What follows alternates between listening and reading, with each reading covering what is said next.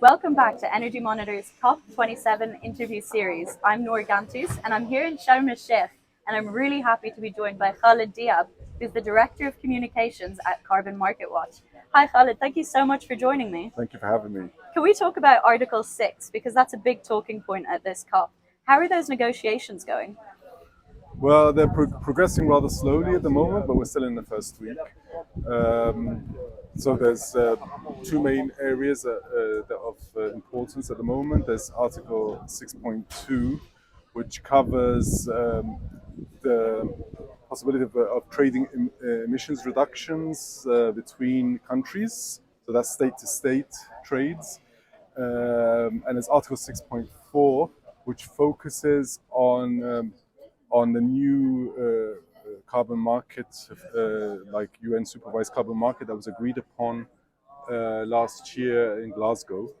And yeah, and the issues, the main sticking points, or so some of the major sticking points at the moment for Article 6.2, it relates to the question of confidentiality. So there are some countries that are pushing to activate their an option to keep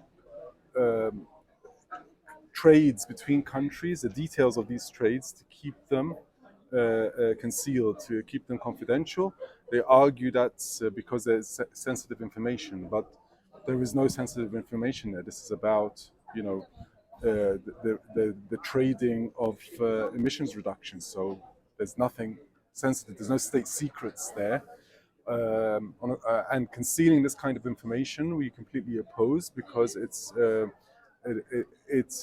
opens a door to a lack of transparency, and it means that governments will not be held fully to account, and they could mislead, they could even possibly greenwash, because we won't have the details to scrutinize their actions when they make these exchanges and trades. For Article 6.4, a sticking point has been the proposal by the supervisory body. So there's, last year in Glasgow, there was an agreement to set up what was known as a supervisory body that would oversee the design and regulation of this new market, and it would also supervise it once it's up off the ground. So there's a sticking point related to the rush definition for carbon removals that they introduced at the beginning of the conference, which is so ambiguous and vague that it can open a door for stuff that is not a carbon removal being classed as a carbon removal, and hence also swing the door wide open for greenwashing. And also, it won't serve the climate. Carbon removals, the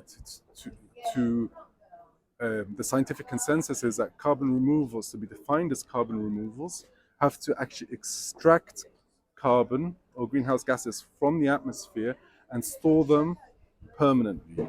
Another problem is how do you sort of safeguard this? Because if we're talking about, for a carbon removal, storing it permanently, who's going to monitor this for the coming centuries?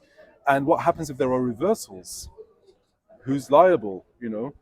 So this is a big problem we see. You see it, for example, in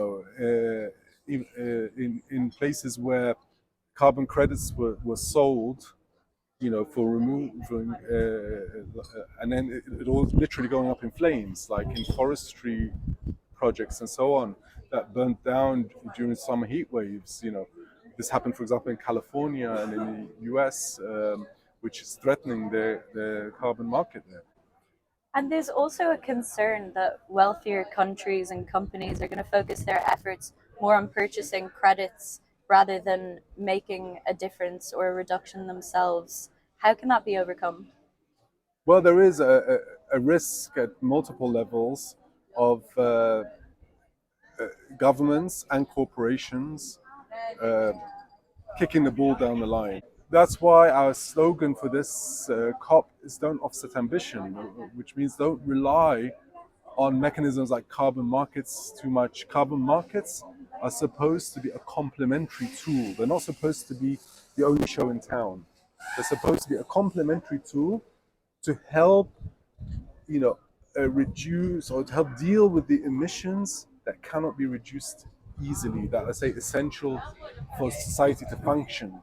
You know, if you add up all, you know, the sort of the net zero claims and how much offsetting they rely on, I got a feeling that you'll need a planet B to offset planet A. Yeah. How likely would you say it is that there will be a law against using carbon removal for carbon offsetting?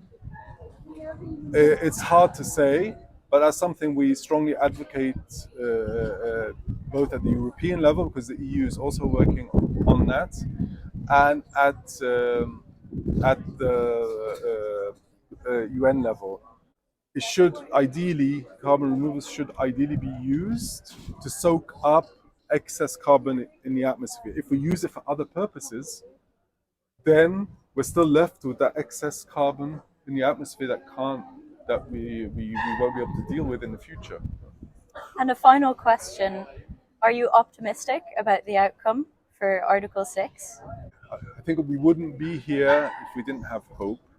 And we're also here to push governments and raise the alarm bell, raise the alarm, I mean, and to push for true ambition, and to also counter the overwhelmingly strong voice of industry here.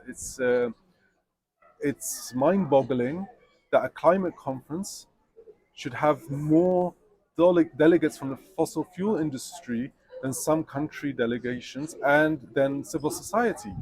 You know, they are they're the cause of the problem, so they should be part of the solution, obviously.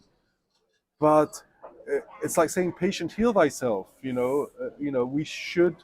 We should be setting in place systems to push industry and corporations to take the right steps, because they're not going to take them on their own.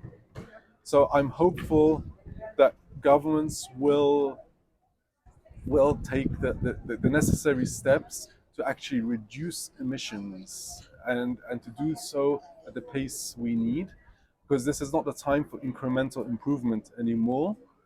Um, any progress is good, but incremental progress is no longer enough. If we want to avoid catastrophic heating. I agree, it's time for radical change. Well, thank you so much for joining me. It's been a pleasure chatting to you, and stay tuned for more. Likewise.